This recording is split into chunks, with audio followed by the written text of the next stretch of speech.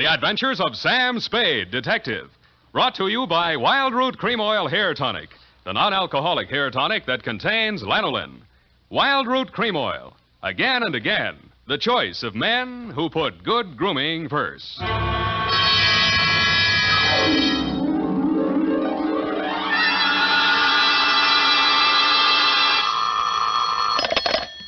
Detective Agency. This is Sam, Blackleg Spade, the third most dangerous gambler on the Barbary Coast. Oh, Sam, not horses again. Horses, women, and the gaming tables, Effie, the versions of the elite. Well, divert yourself with this, Sam. The phone company has sent the pink notice. Pay it no mind, sweetheart. We are healed. We have hit the cashier's cage, annexed the pot, broken the bank, and we're standing on velvet. Sam, are you sober? Definitely velvet. Warm, too. Sam, from where are you calling from? You're wrong, Effie. It's a drugstore. Stay where you are. I'll be right down to deal out my report on the hot 100 grand caper.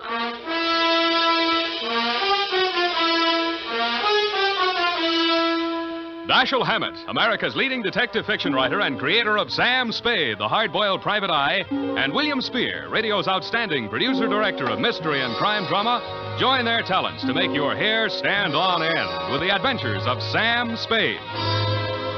Presented by the makers of Wild Root Cream Oil for the hair. It's smart to buy things the whole family can use, isn't it?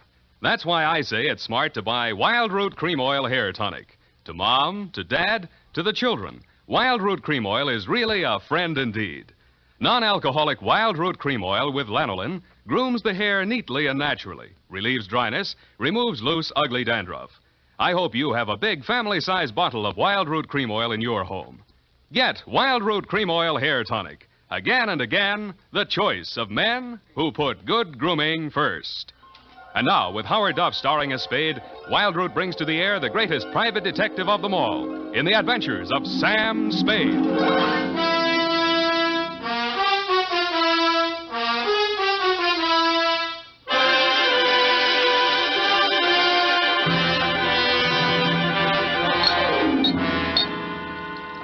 Date, September 19, 1948, to robbery detail, San Francisco Police, attention Sergeant Walsh.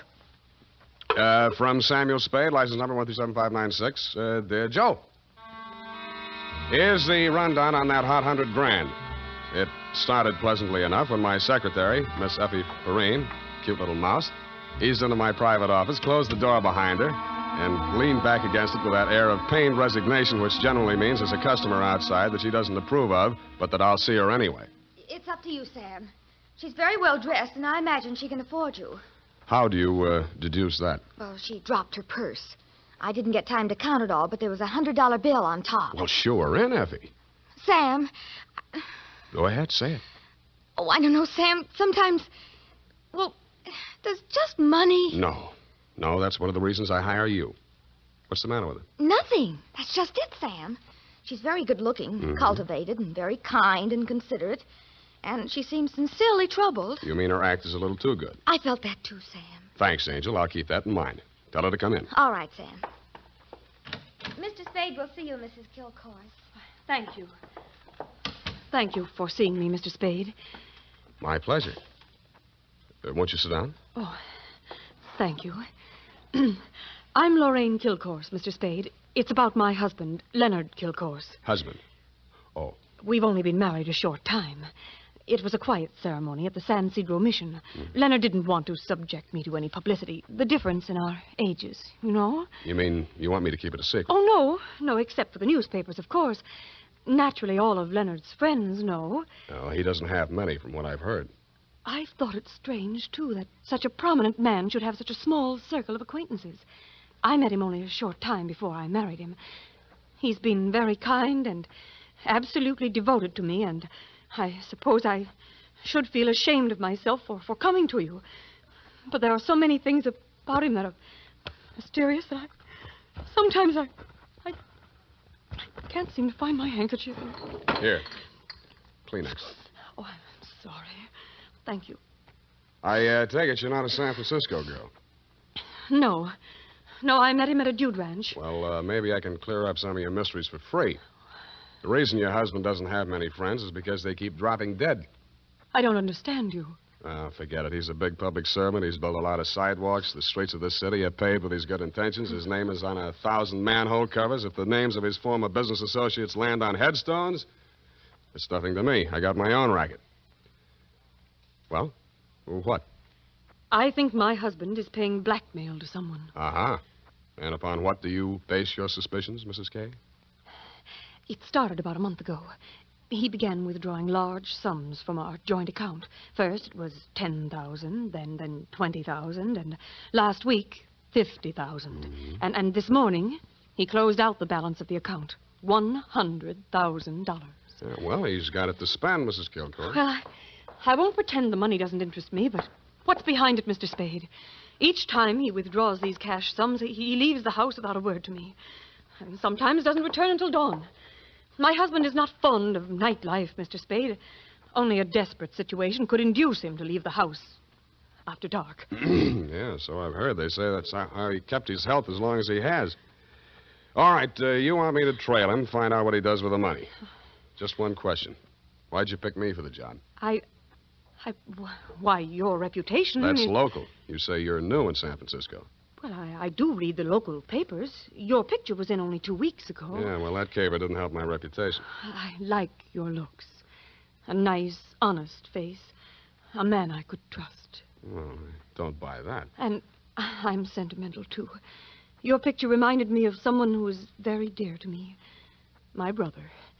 Of course, you're nothing like him, really, but you do look alike. I suppose that sounds like a silly woman's reason for... Yeah. What's your address? Well, I have a little place of my own out on Divisadero. The Balboa Apartments near Normandy Terrace. Mm-hmm. You'd better keep in touch with me there. I don't want Leonard to know. The Kilcourse mansion is at 1316 Clarendon. 1316. Mm-hmm. He returns from his office around 6 in the evening. Do you have a car? No. I need one? Well, I don't know where he may go. Now, here are the keys to my car. It's parked in front of the main entrance, a gray Plymouth. He won't recognize the car. It's my brother's. Now, about your fee. $100 now. If I need more, I'll leave you know. I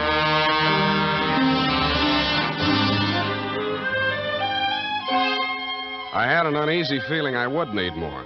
The last detective that tried to follow Leonard Kilcourse had hospital insurance. I don't. But I'm a gambler at heart, so I parked Lurene's Plymouth across the street from the Kilcourse mansion and waited. At 9 p.m., Mr. Kilcourse, much too old for her, came out the front door and flagged down a taxi. I made an illegal U-turn and followed.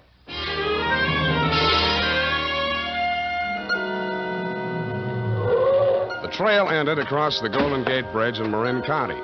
It was a country club-type building on top of a hill overlooking the bay. It did business under the name of Ernie Nogales' Racket Club. The racket had nothing to do with tennis. It came from two sources. The moans and groans of the customers losing money at the roulette wheels and crap tables, and the glad hand the management threw at my quarry as I followed him in. Well, Mr. Kilcourse, surprised to see you. Since when you go out on the docks? Well, I thought a little nightlife might agree with me, Nogales. Oh, that sounds like you, Mr. Kilcourse. I didn't know you better. I think you was afraid to go out night. Well, now, I was thinking of buying this place to retire to. Ah. But I figured it'd be cheaper to win it at your roulette table. What's your limit here? 10,000, but for you, wide open, the sky. A hot $100,000 for a starter? Well, any time they catch you with hot money, Mr. Kilcourse. Come over to the cashier. I sell you the chips myself. I didn't have to bother making myself inconspicuous. Everybody in the joint stopped playing to watch Kilcourse while he shoved his $100,000 roll through the cashier's window and scooped up 4 stacks of $1,000 chips.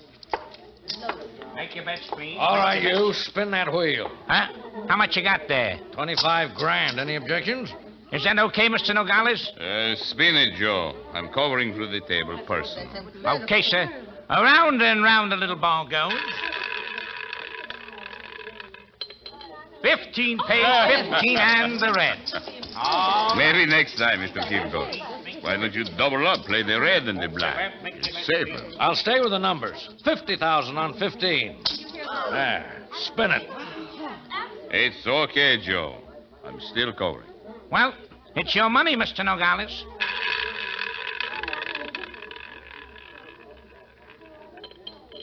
Number 4 page. Number 4 and the red again.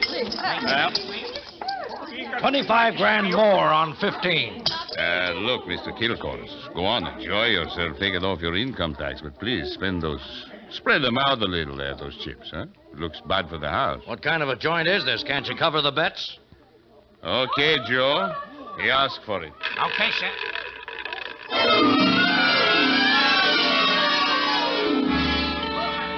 I didn't wait to see where the little ball went on the last spin of the wheel. I would have made a side bet with any taker that Kilcourse wanted to lose that 100 grand. I would also have made book he knew I was following him.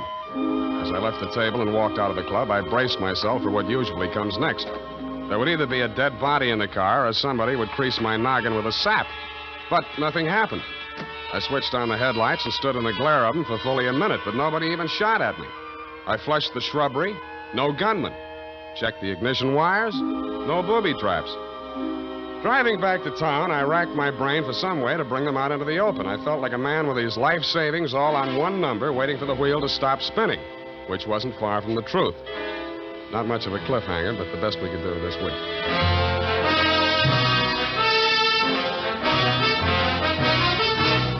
The makers of Wild Root Cream Oil are presenting the weekly Sunday adventure of Dashiell Hammett's famous private detective, Sam Spade.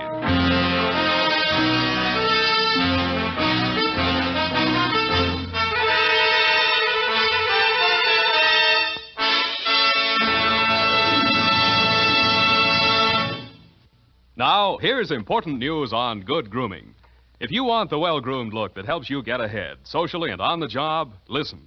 Recently, thousands of people from coast to coast who bought Wild Root Cream Oil for the first time were asked, how does Wild Root Cream Oil compare with the hair tonic you previously used? The results were amazing. Better than 4 out of 5 who replied said they preferred Wild Root Cream Oil. Remember, non-alcoholic Wild Root Cream Oil contains lanolin. It grooms the hair naturally, relieves dryness, and removes loose, ugly dandruff. So if you want your hair to be more attractive than ever before, get the generous new 25-cent size of Wild Root Cream Oil, America's leading hair tonic, on sale at all drug and toilet goods counters. It's also available in larger economy bottles and the handy new tube. Get Wild Root Cream Oil, again and again, the choice of men who put good grooming first. By the way, smart girls use Wild Root Cream Oil, too, and mothers say it's grand for training children's hair.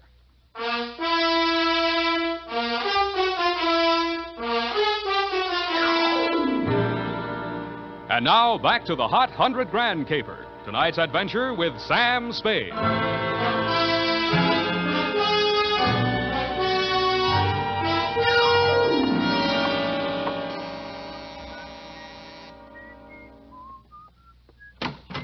Yeah? This Mrs. Kilcourse's apartment? Yeah? She here? Yeah? Well, can I come in? Yeah? Tommy? Yeah? Who is that, Mr. Spade? Yeah. Oh, this is the detective I was telling you about, Tommy. Remember? Yeah? The one who looked so much like you? Yeah? No. Oh, excuse me. This is my brother, Tommy Lane. Yeah. Tommy, won't you run down to the corner and buy me some cigarettes for about 20 minutes? I have something to talk over with Mr. Spade. Yeah.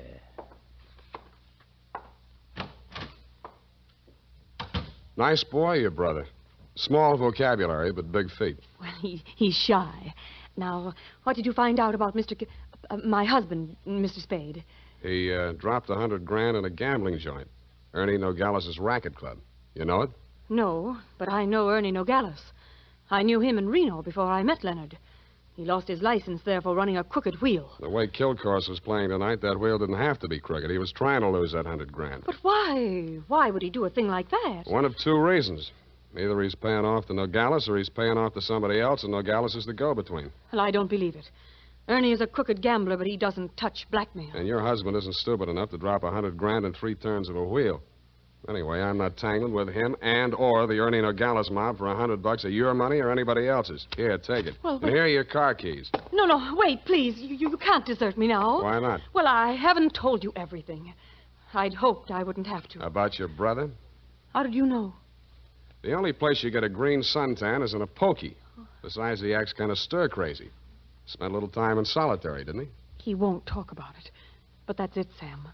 That's why Leonard is paying that blackmail money to Nogales. You just said Nogales wouldn't touch blackmail. Any other corrections you'd like to make in your copy before we proceed? Yes. Well, I might as well tell you everything. Why not? I knew when I came to you this morning that my husband was paying this money to Nogales. I knew because I asked him to. You and Ernie Nogales are working together? I'm not that rotten. I didn't say you were, but you're a rotten liar. There's that much in your favor. But I'm telling the truth now, Sam. You must believe me. Everything that has happened is my fault. I persuaded Nogales to give my brother a job in his place in Reno. Mm-hmm. They quarreled, and when he got closed down, he blamed Tommy. He swore he'd kill him when he got out of prison. That's why I begged my husband to pay him to save Tommy's life. Who did rat on Nogales about that crooked wheel in Reno? I did. That's why I feel responsible. Leonard is so fine, so generous. But I can't let him go on paying for my mistake. Yeah, like you said, he's going to run out of money. Look at me, Sam. Do I look like the kind of a woman to whom money means everything in the world? No, but you're looking at me, not at Kilcourse. You're laughing at me. Oh, I know what you think. Perhaps I did make a mistake in marrying Leonard, but he was so kind, so considerate. Like my father. Everybody reminds you of your relatives. You don't believe my story? Well, since you asked. Well, all right, then. Here's the truth. I'm really Jack the Ripper's granddaughter. My parents were terribly wealthy. I harpooned my mother in her Beverly Hills swimming pool, set fire to my father with a $50,000 negotiable bond, and eloped with John Wilkes Booth. That brings us up to 1865. Shall I go on? Don't stop. It's great. Oh, get out of here. Get out of here and leave me alone. After you've told me all your secrets, I'm not that rotten. You won't help me. You never intended to. Why go on torturing? Oh, now, stop that. Please, please. I believe you. I believe all your stories. Now, what is my next smart move? Sam, the only way to stop Ernie Nogales is to prove that he's running a crooked wheel. And then he'd pay back all that blackmail money, and he wouldn't dare lay a hand on Tommy. Well, it's going to be hard to prove and expensive. I'll have to lose a little on that wheel before I can figure the way it's rigged. How much can you invest? Well, I have about $1,000 of my own. With you? Yes. Here, you take it. Smells nice. Sam. Yeah? Sam, after all this is over, and after I've put things to right with Leonard, I should have told him before this, but I owed him so much. Oh, Sam, I'm so glad it's you. Yeah. Me too, Angel. Go now, darling, before I beg you not to. What time does that joint close? Well, it runs all night, I think. Good. Let's stay up late and raid the icebox.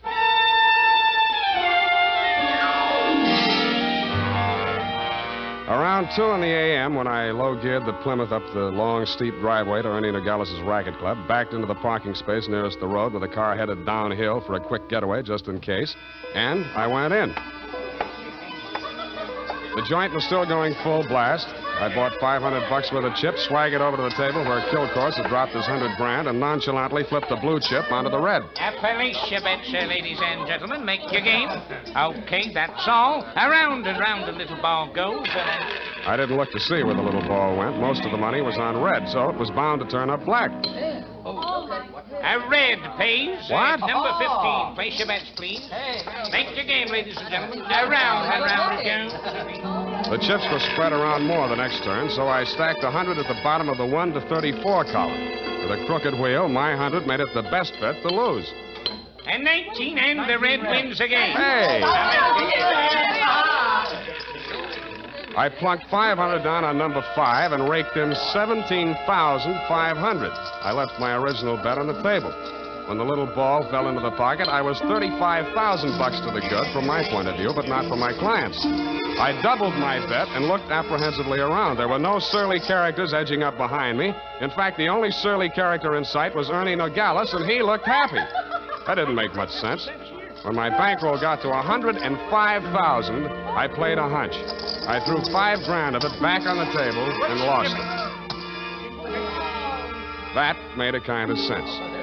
I cashed in the rest of my chips and squeezed the $100,000 U.S. currency into my inside pocket. If anybody aimed for my heart, it was thick enough to stop the slug, which was some comfort. But what I saw when I walked out to the parking lot was no comfort at all. I'd gotten just a glimpse of it through some trees. The sedan backed into a driveway halfway down the hill.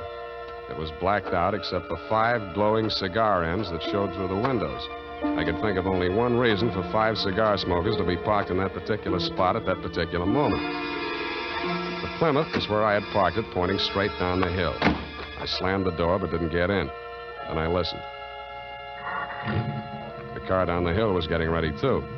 I cracked the door of the Plymouth wide enough to get my arm inside and pressed the starter with the heel of my hand.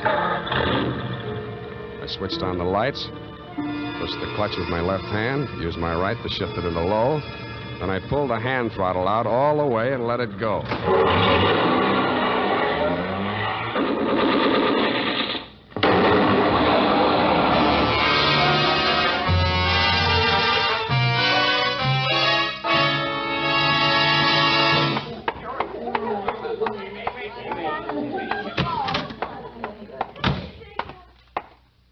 What's the big idea busting into my office? We're going to have a talk, Nogales. Please, don't wave that heater at me. It makes me nervous. I don't like guns. I don't either. That's why I'm here. Put your hands on top of the desk and keep them there. All right. Give me back that roll. I give you clean money for it. It was a gamble, so I lost. Can you blame me? Where'd you get this money? I buy it. 50 cents on the dollar. I don't ask where it came from, but I read the papers. I figured it was that shipyard payroll job a few days back. Like it just fell in my lap. I figured it'd make 50 grand instead of Kilcore's 5. I guess that was dirty trick you just out of stir, Tommy, huh? I got news for you, Nogales. I didn't know this money was hot, and I am not Tommy Lane. No?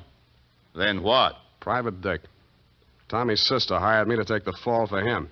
Look, I've got most of the caper. Kilcourse wanted to pay Tommy 100 grand. You rigged the wheel so Kilcourse would lose it one night and Tommy would win it back the next night. Now, what was Kilcourse paying him off for? No caper, legitimate. He was sent up for bribing a public official. You mean he was the payoff man for Kilcourse's contracting firm? Sure, legitimate business. The grand jury went out after Kilcourse.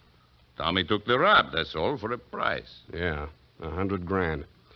Thanks, Nogales. That's all I needed. Oh, Sam, I was afraid I might be too late. You are, sweetheart. Oh, I have so many things to explain. Where can you talk? Right in here. But who's this man? Why, that's your old sweetie from Reno, Ernie Nogales, remember? What's the matter with you two? You crazy? Oh, Sam, I should have told you the truth from the beginning. Check. The Nogales yarn, I can understand, but why did you tell me you were Kilcourse's wife? I was desperate. I had to say something. It was the only explanation I could think of for my interest in this case without telling the truth. But you were making a pigeon out of me. I don't know about such things, Sam. All I know is I'm here in time to warn you. You mustn't walk out of here with that money. Listen, they may kill you to get it back. They already did. They're combing the wreckage of that car right now, looking for my body. Then Tommy was right. They did mean to kill him. How'd he get the rumble? While he was in prison, from another man that Kilcourse framed. He was in for life, so it was safe for him to talk. Hey, you two. Oh. Yeah, Nogales? That car that just drove up. I think that's Mr. Kilcourse. Oh, Hey, what's your hurry? Let me go. Come on, what's your hurry? Tommy's out there in that cab. I've got to warn him. Or tip off Kilcourse. Which is it? No, Sam, you've got to believe me. Sit down. Stop that. You two have fun. I'm getting out of here. Go ahead. Now, listen, sweet Lurene, you may as well save your breath for those explanations. You're staying right here until the caper's all wrapped up. Here he comes. Have you got a gun, Sam? Yeah. Well, you'd better have it ready. Mm-mm. But Sam... Where's Nogales? I want to see him. He was called out of town, sir. I'm in charge. You Mr. Kilcourse? That's right. I want to know why you people have been interfering with my business. It might interest you to know that this building site's on an old Spanish land grant. Title's very shaky. I'll run an 8-lane highway straight through the middle of it and turn the rest of it into a game preserve. That's what I do to people who double-cross me. I tried to tell Mr. Nogales that, sir. He wouldn't listen to me. He tipped Tommy off for a split of the 100 grand, but I knew sooner or later we'd have to answer to you, Mr. Kilcourse. Oh, well, what's that? Here's your 100 grand, sir. Count it. Sam. Well. What's your name, son? Sam Spade, sir. Well, I'm glad to meet an honest lad. Well, come along. You too, young lady. We'll all walk out together. Sam, what are you... What? Spade, huh? Yes, sir. I'm a private detective, but I'm ambitious. Politics? Yes, sir. Well, we'll run you for assembly. In the meantime, I believe there's an opening in one of the public services. Garbage disposal. Executive end, of course. Where the devil is that man with my car? Oh, there he is. Now, you drop around to my office in the morning. Thank you, and good night, Mr. Kilcourse. Drive on, Horace. Back to the city. Oh, Sam. How could you? Hmm? All those lies and just handing over the money like that. It wasn't yours. It wasn't Tommy's either, sweetheart. Get in. Well, Tommy, are you all right? Yeah. Drive us across the bridge, Tommy, will you? Yeah. Tommy, Yeah. Tommy, I'm afraid we'll have to do without the money. Yeah. Sam gave it to Mr. Kilcourse. Yeah. Now, don't get excited, Tommy. I'm sure Sam had a reason. Didn't you, Sam? Yeah. I mean, that was marked money from a payroll job. Oh, then it won't do him any good. It'll send him up for a good long stretch if the eyewitness story that goes along with it is good enough. And you're just the girl to tell it, sweetheart. Am I right, Tommy? Yeah.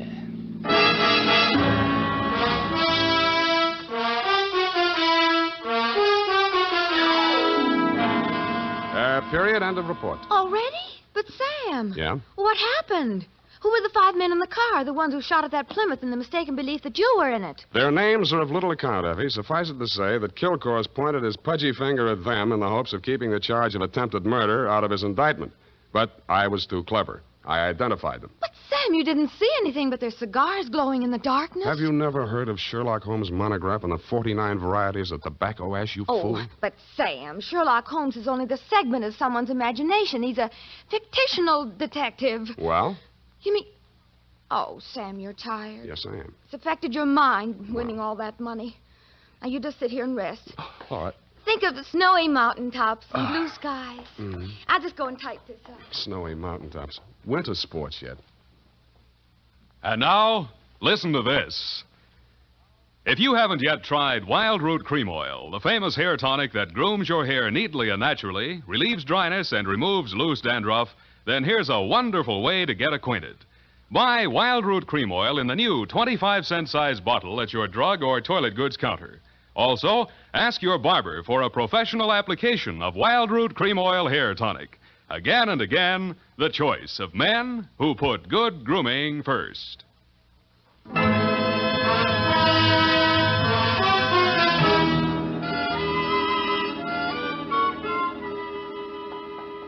here it is, Sam. And not that it made any difference, but how did you guess that she wasn't Mrs. Kilcourse? Simple. Kilcourse didn't recognize her. But, Sam, that was after you denounced her. I did no such thing. From the report, Sam, in black and white. Quote, why did you tell me you were Kilcourse's wife? Unquote. At that point, you assumed that she was not Mrs. Leonard Kilcourse. I did not. I merely wondered why she had told me. Well, with all the lies she told, you might have assumed anything she said was totally devoid of truth. And I did, sweetheart. I did. Oh, well, that's a relief. I was afraid for a while she'd taken you in. What's that got to do with the truth? Good night, Sam. Good night, sweetheart.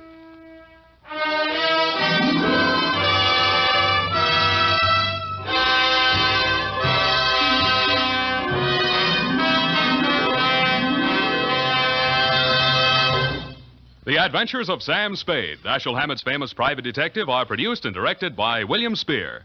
Sam Spade is played by Howard Duff. Lurene Tuttle is Effie. Sadie Thompson appeared as Lorraine Kilcourse.